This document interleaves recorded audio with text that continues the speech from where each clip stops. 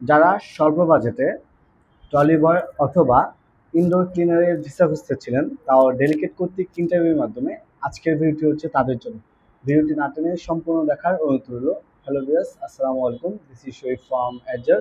Welcome back to another new video. দেশ এবং দেশের বাইরে থেকে যারা যা আমাদের ভিডিও দেখছেন, আশা করছি সবাই ভালো আছেন। আলহামদুলিল্লাহ, আপনাদের আমিও ভালো আছি।